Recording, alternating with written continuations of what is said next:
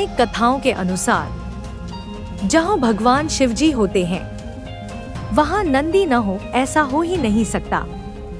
और नंदी को भगवान शिवजी के गणों में सबसे प्रमुख माना जाता है।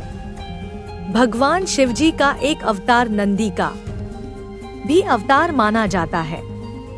महर्षि शिलाद ब्रह्मचारी थे, लेकिन वंश समाप्त होता देख महर्षि शिलाद के पूर्वजों ने उनसे संतान उत्पन्न करने को कहा था, जिसके बाद महर्षि शिलाद ने मृत्युहीन संतान की कामना भगवान शिवजी से की थी और उसके लिए घोर तपस्या भी की थी, जिसके फलस्वरूप भगवान शिवजी ने महर्षि शिलाद को वरदान दिया था कि वह स्वयं उनके पुत्र के रूप में जन्म लेंगे।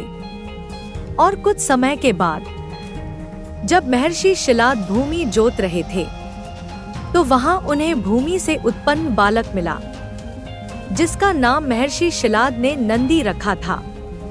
और भगवान शिवजी ने नंदी को अपना गणाध्यक्ष बनाया था और नंदी नंदेश्वर हो गए थे।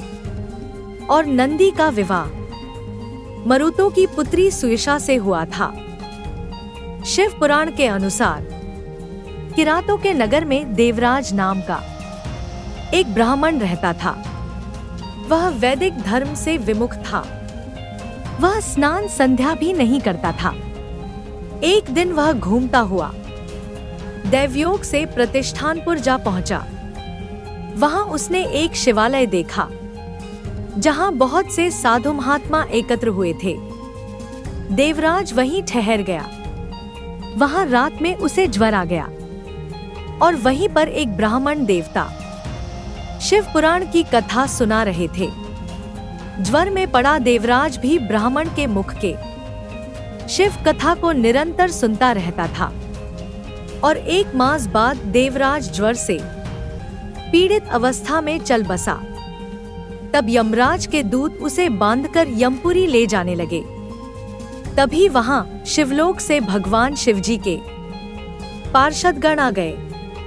उनके हाथ में त्रिशूल, संपूर्ण शरीर पर भस्म और गले में रुद्राक्ष की माला उनके शरीर की शोभा बढ़ा रही थी।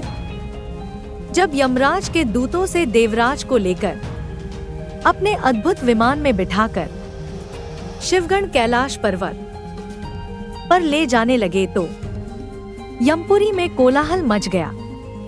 तत्पश्चात शिवदूत देवराज को लेकर कैलाश चले गए और वहां पहुंचकर उन्होंने ब्राह्मण को करुणावतार भगवान शिवजी के हाथों में सौंप दिया। लाइक, शेयर, सब्सक्राइब कीजिएगा।